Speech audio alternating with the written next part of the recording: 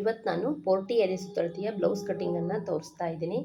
ಇಲ್ಲಿ ಇವರು ನಾರ್ಮಲ್ ಬ್ಲೌಸನ್ನು ಕೊಟ್ಟಿದ್ದಾರೆ. ನಾರ್ಮಲ್ ಬ್ಲೌಸನ್ನು ಯೂಸ್ ಮಾಡಿಕೊಂಡು ನಾನು ಬೋಟ್ ನೆಕ್ಕನ್ನು ಕಟ್ ಮಾಡ್ತಾ ಇದ್ದೀನಿ. ಮೊದಲಿಗೆ ಇವ್ರದ್ದು ಲೆಂತ್ ಬಂದು 15 ಇಂಚು ಉದ್ದನ ಇಟ್ಕೊಂಡಿದ್ದೀನಿ. ಇವರನ್ನು ನಾನು ನೋಡೂ ಇಲ್ಲ, ಆದರೆ ಅವರು ನಾರ್ಮಲ್ ಬ್ಲೌಸ್ ಅಳತೆನ ಕೊಟ್ಟಿದ್ದರು. ಅವರ ಆರ್ಮೋಲ್ ರೌಂಡ್ ಆಧಾರದ ಮೇಲೆ ನಾನು ಇಲ್ಲಿ ಬೋಟ್ ನೆಕ್ಕನ್ನು ಕಟ್ ಮಾಡ್ತಾ ಇದ್ದೀನಿ. ಅವರ ಆರ್ಮೋಲ್ ರೌಂಡ್ ಬಂದ್ಬಿಟ್ಟು 9 ಇಂಚು ತೋರಿಸ್ತಾ ಇತ್ತು. ಹಾಗಾಗಿ ಅದಕ್ಕೆ ಅವ್ರದ್ದು ನೆಕ್ಕು ಮತ್ತು ಶೋಲ್ಡ್ರನ್ನು ನಾನು ಇಲ್ಲಿ ಇಟ್ಕೊಂಡು ಕಟ್ ಮಾಡ್ತಾ ಇದ್ದೀನಿ. ಇಲ್ಲಿ 8 ಇಂಚನ್ನು ಇಟ್ಕೊಂಡಿದ್ದೀನಿ. ಹಾಗೆ ಈ ಕಡೆ 5 ಇಂಚು ನೆಕ್ಕಿಗೆ ಇಟ್ಕೊಂಡಿದ್ದೀನಿ, 3 ಇಂಚು ಶೋಲ್ಡ್ರಿಗೋಸ್ಕರ ಇಟ್ಕೊಂಡಿದ್ದೀನಿ. ಹಾಗೆ ಇಲ್ಲಿ ಒಂದು ಬೋಟ್ ಶೇಪನ್ನು 3 ಇಂಚ್ ಡೌನಿಂಗ್ ತೊಗೊಂಡು ಮಾಡ್ಕೊಂಡಿದ್ದೀನಿ. ಹಾಗೆ ಶೋಲ್ಡರ್ 3 ಇಂಚ್ ಇಟ್ಕೊಂಡಿದ್ದೀನಿ. ಇವಾಗ ನೋಡಿ, ಈ ಬ್ಲೌಸನ್ನು ನಾರ್ಮಲ್ ಬ್ಲೌಸನ್ನು ನಾನೇ ಸ್ಟಿಚ್ ಮಾಡಿರೋದು. ಅವರಿಗೆ ಪರ್ಫೆಕ್ಟ್ ಆದ ನಂತರ ಅದೇ ಮೆಜರ್ಮೆಂಟನ್ನು ಕೊಟ್ಟು ಕಳಿಸಿದ್ದಾರೆ. ಆ್ಯಕ್ಚುಲಿ ಹೇಳಬೇಕಂದ್ರೆ ಈ ಕಸ್ಟಮರನ್ನು ಸಹ ನಾನು ನೋಡಿಲ್ಲ. ಅವರು ಬ್ಲೌಸನ್ನು ಕೊಟ್ಟು ಕಳಿಸಿದ್ರು. ಅವ್ರ ಫ್ರೆಂಡು ನನ್ನ ಹತ್ರನೇ ಸ್ಟಿಚ್ ಮಾಡೋದ್ರಿಂದ ಅವ್ರ ಫ್ರೆಂಡಿಂದು ತೊಗೊಂಬಂದಿದ್ರು. ಹಾಗೆ ಅವರನ್ನು ನಾರ್ಮಲ್ ಬ್ಲೌಸ್ ನೋಡಿ ನಾನು ಅವ್ರದ್ದು ಆರ್ಮೋಲ್ ರೌಂಡ್ ಮೇಲೆ ಅವರಿಗೆ ಬೋಟ್ ನೆಕ್ಕನ್ನು ಸ್ಟಿಚ್ ಮಾಡಿದ್ದೀನಿ. ಹಾಗೆ ಇಲ್ಲಿ ಇವತ್ತು ನಾನು ಅವರಿಗೆ ಸ್ಕಾಲಪ್ ಡಿಸೈನನ್ನು ಮಾಡ್ತಾಯಿದ್ದೀನಿ. ಇದರದ್ದು ಜಸ್ಟ್ ಕಟಿಂಗ್ ಅಷ್ಟೇ ತೋರಿಸಿದ್ದೀನಿ, ಇದ್ರದ್ದು ಸ್ಟಿಚಿಂಗನ್ನೆಲ್ಲ ತೋರಿಸಿಲ್ಲ. ಇನ್ನು ಯಾವ ಸೈಜಿನ ವಿಡಿಯೋ ಬೇಕು ಅನ್ನೋದನ್ನು ನೀವು ಕಮೆಂಟ್ಸ್ ಮಾಡಿದರೆ ನಿಮಗೆ ಬೇಕಾಗಿದ್ದ ಸೈಜನ್ನು ನಾನು ಕಟಿಂಗ್ ಮಾಡಿ ತೋರಿಸ್ತೀನಿ. ಇವತ್ತು ನಾನು ಸ್ಟಿಚಿಂಗ್ ಮಾಡ್ತಾ ಇರೋದು 40 ಎದೆ ಸುತ್ತಳತೆದು ಈ ಶೇಪನ್ನು ನಾನಿಲ್ಲಿ ಇವತ್ತು ಸ್ಟಿಚಿಂಗ್ ಮಾಡ್ತಾ ಇರೋದು. ನೋಡಿ, ಈ ರೀತಿಯಾಗಿ ಶೇಪ್ ಹಾಕ್ಕೊಂಡು ಸ್ಟಿಚ್ ಮಾಡ್ತಾಯಿದ್ದೀನಿ. ಒಂದು ನಾರ್ಮಲ್ ಬ್ಲೌಸ್ ಕೊಟ್ಟವಾಗ ನಾವು ಯಾವ ರೀತಿಯಾಗಿ ಬೋಟ್ ನೆಕ್ಕನ್ನು ಕಟಿಂಗ್ ಮಾಡ್ಬೋದು, ನಾನು ಯಾವ ರೀತಿ ಮಾಡ್ತೀನಿ ಅಂದರೆ, ಅವರು ನಾರ್ಮಲ್ ಕೊಟ್ಟಿರ್ತಾರಲ್ಲ, ಅವ್ರ ಆರ್ಮೋಲ್ ರೌಂಡ್ ಎಷ್ಟಿದೆ ಅಂತ ನೋಡ್ಕೊತೀನಿ. ಆಲ್ಮೋಸ್ಟ್ ಆರ್ಮೋಲ್ ರೌಂಡು ಮತ್ತು ಭುಜ ಆಲ್ಮೋಸ್ಟ್ ಸೇಮ್ ಆಗಿರುತ್ತೆ. ಕೆಲವೊಂದು ಸಲ 1 ಇಂಚ್ ಆಗುವಷ್ಟು ಕಡಿಮೆ ಅಥವಾ ಹೆಚ್ಚು ಇರುತ್ತೆ. ಹಾಗಾಗಿ ಭುಜ ಮತ್ತು ಆರ್ಮೋಲು ಅಷ್ಟೇ ಇರೋದ್ರಿಂದ ನಾನು ಅದನ್ನೇ ಉಪಯೋಗಿಸ್ಕೊಂಡು ಹೆಚ್ಚಾಗಿ ಅದೇ ಬೇಸ್ ಮೇಲೆ ಕಟಿಂಗನ್ನು ಮಾಡ್ತೀನಿ. ಕರೆಕ್ಟಾಗಿ ಇರುತ್ತೆ. ಇವ್ರಿಗೆ ನಾನು ಸ್ಟಿಚ್ ಮಾಡಿಕೊಟ್ಟಿರೋದು ಕರೆಕ್ಟಾಗಿಯೇ ಇದೆ. ಇಲ್ಲಿ ನಾನು ಮೊದಲಿಗೆ ಇಟ್ಟಿರುವಂತಹ ಆರ್ಮೋಲ್ ಶೇಪು ಹೆಚ್ಚಾಗಿತ್ತು. ಹಾಗಾಗಿ ಆನಂತರ ಸ್ವಲ್ಪ ಮೇಲ್ಗಡೆ ತಗೊಂಡು ಶೇಪನ್ನು ಹಾಕ್ಕೊಂಡೆ. ನೀವು ಪ್ರತಿ ಸರಿ ಹಾಗೆ ನಿಮ್ಮ ಆರ್ಮೋಲ್ ರೌಂಡ್ ಎಷ್ಟಿದೆ ಅಂತ ಚೆಕ್ ಮಾಡಿದ್ಮೇಲೆ ಅದು ಆರ್ಮೋಲ್ ರೌಂಡನ್ನು ಡೌನಿಂಗನ್ನು ತೆಗೆದುಕೊಳ್ಬೇಕು. ನಾವು ಹೆಚ್ಚಿದ್ರೆ ಸ್ವಲ್ಪ ಡೌನಿಂಗ್ ಜಾಸ್ತಿ ತೆಗೆದುಕೊಳ್ಬೇಕು, ಕಡಿಮೆ ಇದ್ದರೆ ಸ್ವಲ್ಪ ಮೇಲ್ಗಡೆ ತಗೊಳ್ಬೇಕು. ಇದನ್ನು ನಾವು ಪ್ರತಿ ಸಲ ಅದೇ ಥರ ಚೆಕ್ ಮಾಡಿ ಕಟ್ ಮಾಡಿಬಿಟ್ರೆ ನಮ್ಮ ಬ್ಲೌಸ್ ಅನ್ನೋದು ಪರ್ಫೆಕ್ಟಾಗಿ ಬರುತ್ತೆ. ನೋಡಿ, ಈ ಶೇಪನ್ನು ಕಟ್ ಮಾಡಿದ್ದೀನಿ. ಇವಾಗ ಇದಕ್ಕೆ ಅದನ್ನು ಆನಂತರ ಅದಕ್ಕೆ 1 ಇಂಚ್ ಎಕ್ಸ್ಟ್ರಾ ಮಾಡಿ ಲೈನಿಂಗನ್ನು ಕಟ್ ಮಾಡಬೇಕಾಗತ್ತೆ. ಆನಂತರ ಕಟ್ ಮಾಡ್ತೀನಿ, ಅದನ್ನು ಸಹ ತೋರಿಸ್ತೀನಿ. ಇವಾಗ ಪಕ್ಕಕ್ಕೆ ಇಟ್ಕೊಂಡಿದ್ದೀನಿ, ಯಾಕಂದರೆ ಫ್ರಂಟ್ ಪಾರ್ಟು ಮತ್ತು ಸ್ಲೀವ್ಸ್ ಎಲ್ಲ ಕಟ್ ಮಾಡ್ಕೊಳ್ಳುವ, ಉಳಿದಿರುವ ಬಟ್ಟೆಯಲ್ಲಿ ನಾವು ಅದನ್ನು ಕಟ್ ಮಾಡುವ. ಮೊದಲಿಗೆ ನಾನಿಲ್ಲಿ ಫ್ರಂಟ್ ಪಾರ್ಟ್ ಕಟ್ ಮಾಡಲಿಕ್ಕೋಸ್ಕರ ಓಪನ್ ಸೈಡ್ ಇರೋದನ್ನು ನಾನು ಕಡೆಗೆ ಹಾಕ್ಕೊಂಡಿದ್ದೀನಿ. ಹಾಗೆ ಈ ಕಡೆ ಅದಕ್ಕೆ ಹುಕ್ಸ್ ಮತ್ತು ಕಾಜಾಪಟ್ಟಿಗೋಸ್ಕರ ಬಿಟ್ಕೊಳ್ಬೇಕು. ಮೇಲ್ಗಡೆಯಿಂದ ನಾನು ನೋಡ್ಕೊಳ್ತಾ ಇದ್ದೀನಿ. ಇವಾಗ ಇಲ್ಲೊಂದು 1/2 ಇಂಚು ಹುಕ್ಸ್ ಪಟ್ಟಿ ಮತ್ತು ಕಾಜಾಪಟ್ಟಿಗೋಸ್ಕರ ಬಿಟ್ಕೊಳ್ತಾ ಇದ್ದೀನಿ. ಆನಂತರ back boat front princess cut ಮಾಡೋದ್ರಿಂದ ನಾನಿಲ್ಲಿ ಫ್ರಂಟಿಗೆ ಕಡಿಮೆ ತೆಗೆದುಕೊಂಡಿದ್ದೀನಿ. ನಾವು ಬ್ಯಾಕಲ್ಲಿ ಬೋಟ್ ಇಟ್ಟು ಫ್ರಂಟ್ ನಾರ್ಮಲ್ ಅಥವಾ ಪ್ರಿನ್ಸಸ್ ಕಟ್ ಇಡುವಾಗ ಇಲ್ಲಿ 10.5 ತೆಗೆದುಕೊಳ್ಬೇಕು. ಹಾಗೆ 2 ಇಂಚ್ ಎಕ್ಸ್ಟ್ರಾ, ಹಿಂದೆ 10 ಇತ್ತಲ್ಲ, ಹಾಗೆ ಅರ್ಧ ಇಂಚು ಎಕ್ಸ್ಟ್ರಾ ತೆಗೆದುಕೊಳ್ಬೇಕು. ಹಿಂದೆ 15 ತೊಗೊಂಡ್ರೆ ಮುಂದೆ ಸಹ 15ಅನ್ನು ತೆಗೆದುಕೊಳ್ಬೇಕಾಗತ್ತೆ. ನಾವು ನೆಕ್ಕನ್ನು ಹಿಂದೂ ಹೆಚ್ಚಿಟ್ಟು ಮುಂದೆ ಹೆಚ್ಚಿಟ್ರೆ ಫ್ರಂಟಲ್ಲಿ ಲೂಸ್ ಅಂತ ಅನಿಸುತ್ತೆ, ನಾರ್ಮಲ್ ಅಥವಾ ಪ್ರಿನ್ಸಸ್ ಕಟ್ಟಿಟ್ಟಾಗ. ಅದ್ರ ಬದಲಿಗೆ ನಾವು ಸ್ವಲ್ಪ 1 ಇಂಚ್ ಕಡಿಮೆ ತೆಗೆದುಕೊಳ್ಬೇಕು. ಹಿಂದೆ ಎಷ್ಟಿಟ್ಟಿದ್ವೋ ಅದಕ್ಕಿಂತ 1 ಇಂಚ್ ಕಡಿಮೆ ತೆಗೆದುಕೊಳ್ಬೇಕು. ಇಲ್ಲ ಅಂದರೆ 1.5 ಇಂಚು ಸಹ ಕಡಿಮೆನ ತೆಗೆದುಕೊಳ್ಬೋದು. ನಾನಿಲ್ಲಿ ಇವರಿಗೆ 2.5 ಇಂಚನ್ನು ಇಡ್ತಾ ಇದ್ದೀನಿ. ಇವ್ರದ್ದು ಜಸ್ಟ್ ಹೆವಿ ಇರೋದ್ರಿಂದ ಜಾಸ್ತಿ ಡೀಪೆಲ್ಲ ಮಾಡಿದರೆ ಚೆನ್ನಾಗಿರಲ್ಲ ಅಂತ ಆಮೇಲೆ ಇವರಿಗೆ ಇಲ್ಲಿ ಈ ಶೇಪನ್ನು ಕೊಟ್ಟು ಸ್ಟಿಚ್ ಮಾಡ್ತಾ ಇದ್ದೀನಿ. ಇವಾಗ ಇಷ್ಟೇ, ಫ್ರಂಟಲ್ಲಿ ಇಷ್ಟೇ. ಈಗ ಆರ್ಮೋಲ್ ಶೇಪನ್ನು ಹಾಕುವ. ಫ್ರಂಟ್ ಆರ್ಮೋಲ್ ಶೇಪ್ ಹಾಕುವಾಗ ನೋಡಿ, ಇವ್ರದ್ದು ಬ್ರಷ್ ಪಾಯಿಂಟ್ ಎಷ್ಟಿದೆ ಅಂತ ಸಹ ಚೆಕ್ ಮಾಡ್ಕೊಳ್ತಾ ಇದ್ದೀನಿ. ಬ್ಲೌಸಲ್ಲಾದರೂ ಸರಿ, ಬಾಡಿ ಮೆಜರ್ಮೆಂಟ್ ತಗೊಂಡ್ರು ಸರಿ, ಬ್ರಷ್ ಪಾಯಿಂಟನ್ನು ಚೆಕ್ ಮಾಡ್ಕೊಳ್ಬೇಕಾಗುತ್ತೆ. ಅಲ್ಲಿಂದ 3 ಇಂಚ್ ಕೆಳಗಡೆ ಹಾಕಿ ಈ ರೀತಿ ಒಂದು ಲೈನನ್ನು ಹಾಕ್ಕೊಳ್ಬೇಕು. ಆನಂತರ ಇಲ್ಲಿಂದ 4 ಇಂಚು, ಈ ಕೆಳಗಡೆಯಿಂದ 3 ಇಂಚು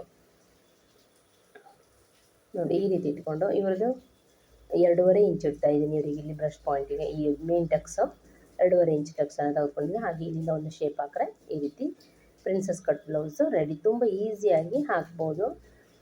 ಆನಂತರ ನೋಡಿ ಇಲ್ಲಿಂದ ಒಂದು 1/4 ಇಂಚು ಡೌನಿಂಗ್ ತೊಗೊಳ್ಬೇಕು, ಶೋಲ್ಡ್ರ್ ಸೈಡ್ ತೊಗೊಳ್ಬೇಕು. ಬೋಟ್ ನೆಕ್ಕಲ್ಲಿ ಶೋಲ್ಡರ್ ಸೈಡ್ ತೊಗೊಳ್ಬೇಕು, ನಾರ್ಮಲ್ ಬ್ಲೌಸಲ್ಲಿ ನೆಕ್ ಸೈಡ್ ತೊಗೊಳ್ಬೇಕು. ಇದನ್ನು ಸರಿಯಾಗಿ ನೆನ್ಪಿಟ್ಕೊಂಡಿರಬೇಕು.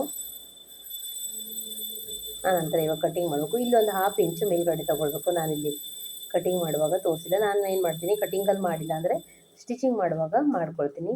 ನಾನು ಕಟ್ಟಿಂಗಲ್ಲೇ ಬೇಸಿಕ್ಕಾಗಿ ಮೇನ್ ಕಟಿಂಗ್ ಮಾಡ್ಕೊಂಡ್ಬಿಡ್ತೀನಿ.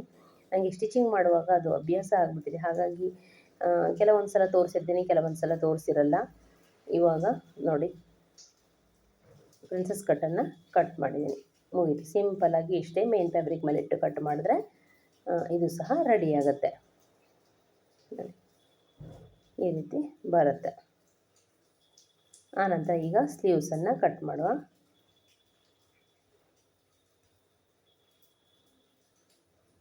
ಸ್ಲೀವ್ಸಿಗೆ ನಾನು ನೋಡ್ತಾ ಇದ್ದೀನಿ ಅಟ್ಯಾಚ್ ಮಾಡೋದು ಇಲ್ಲದೆ ಬಟ್ಟೆನ ಅಡ್ಜಸ್ಟ್ ಮಾಡಿ ಕಟ್ ಮಾಡ್ಬೋದು ಅಂತ ಚೆಕ್ ಮಾಡ್ತಾ ಇದ್ದೀನಿ.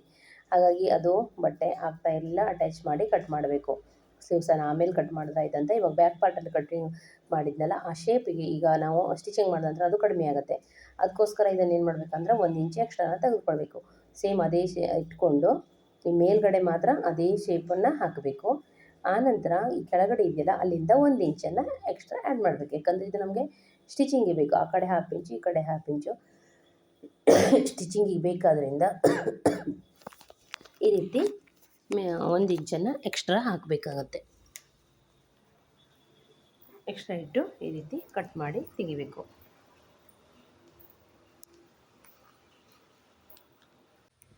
ನೋಡಿ ಎಕ್ಸ್ಟ್ರಾನ 1 ಇಂಚ್ ಎಕ್ಸ್ಟ್ರಾ ಇಟ್ಟು ಕಟ್ ಮಾಡಿಕೊಂಡ್ರೆ ಆಯಿತು. ಇದು ಬ್ಯಾಕ್ ಶೇಪಿಗೆ. ಇವಾಗ ಸ್ಲೀವ್ಸನ್ನು ಕಟ್ ಮಾಡೋಕ್ಕೆ ನೋಡಿ ಚೆಕ್ ಮಾಡ್ಕೊಳ್ತಾ ಇದ್ದೀನಿ ಸ್ಲೀವ್ಸ್ ಎಷ್ಟು ಬೇಕು ಅಂತ. ಇವರಿಗೆ ಇವಾಗ ಸ್ಲೀವ್ಸು ನಾನು ಅಟ್ಯಾಚ್ ಮಾಡಿ ಕಟ್ ಮಾಡಬೇಕಾದ್ರಿಂದ ಆಮೇಲೆ ಕಟ್ ಮಾಡ್ಕೊಳ್ತೀನಿ. ಇವಾಗ ನಿಮಗೆ ಸ್ಲೀವ್ಸಿಂದು ಕಟಿಂಗನ್ನು ತೋರಿಸಿಲ್ಲ ನಾನು. ಬ್ಯಾಕ್ ಪಾರ್ಟನ್ನು ನೋಡಿ ಈ ರೀತಿ ಇಟ್ಕೊಂಡೆ ಮೇನ್ ಫ್ಯಾಬ್ರಿಕ್ ಮೇಲೆ. ಸುಮಾರು ವಿಡಿಯೋದಲ್ಲಿ ನಾನು ತೋರಿಸಿದ್ದೀನಿ ಸ್ಲೀವ್ಸನ್ನು ಯಾವ ರೀತಿ ಕಟ್ ಮಾಡಬೇಕು ಅನ್ನೋದನ್ನು. ನಾನೇನು ಮಾಡ್ತೀನಿ, ಸ್ಲೀವ್ಸ್ ಅಟ್ಯಾಚ್ ಬಂದವಾಗ ಹೆಚ್ಚಾಗಿ ಅಟ್ಯಾಚ್ ಮಾಡಿಕೊಂಡೇ ಕಟ್ ಮಾಡಿಬಿಡ್ತೀನಿ. ಯಾಕಂದರೆ ಶೇಪ್ ಹಾಕ್ಲಿಕ್ಕೆಲ್ಲ ಚೆನ್ನಾಗಿರುತ್ತೆ. ಶೇಪ್ ಹಾಕದೆ ಕಟ್ ಮಾಡಿಕೊಂಡ್ರೆ ಆಮೇಲೆ ಸ್ಟಿಚಿಂಗ್ ಮಾಡುವಾಗ ಸ್ವಲ್ಪ ರಿಸ್ಕಿ ಅಂತ ಅನಿಸುತ್ತೆ ನನಗೆ. ನಾನು ಅದಕ್ಕೆ ಆ ರೀತಿ ಮಾಡೋದು.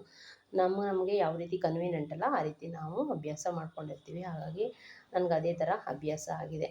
ಇವಾಗ ನಾನು ಅಡ್ಜಸ್ಟ್ ಮಾಡಿ ನೋಡ್ತಾ ಇದ್ದೀನಿ ಮೇನ್ ಫ್ಯಾಬ್ರಿಕ್ ಮೇಲೆ ಎಲ್ಲಿಟ್ಟರೆ ಬಟ್ಟೆ ಅಡ್ಜಸ್ಟ್ ಆಗುತ್ತೆ ಅಂತ ನೋಡ್ಕೊಳ್ತಾ ಇದ್ದೀನಿ. ಈ ರೀತಿ ಸೆಟ್ ಮಾಡಿಕೊಂಡು ಕಟಿಂಗ್ ಮಾಡಿಕೊಂಡ್ರೆ ನಮಗೆ ಬಟ್ಟೆ ಅನ್ನೋದು ಅಡ್ಜಸ್ಟ್ ಮಾಡಿ ಕಟ್ ಮಾಡ್ಕೊಳ್ಬೇಕು. ಯಾಕಂದರೆ ಕೆಲವೊಂದು ಸಲ ಬಟ್ಟೆ ಸಾಲಲ್ಲ. ನಾನೇನು ಮಾಡ್ತೀನಿ, ಮೇನ್ ಫ್ಯಾಬ್ರಿಕ್ ಸ್ವಲ್ಪ ಹೆಚ್ಚಿಟ್ಕೊಂಡೆ ಕಟ್ ಮಾಡ್ಕೊತೀನಿ, ನನಗೆ ಸ್ಟಿಚಿಂಗಿಗೆ ಈಸಿ ಆಗುತ್ತೆ ಅಂತ. ಇವಾಗ ಸ್ಲೀವ್ಸಲ್ಲೂ ಸಹ ಇದಕ್ಕೂ ಸಹ ಅಟ್ಯಾಚಿಂಗ್ ಬಂದಿದೆ ನೋಡಿ.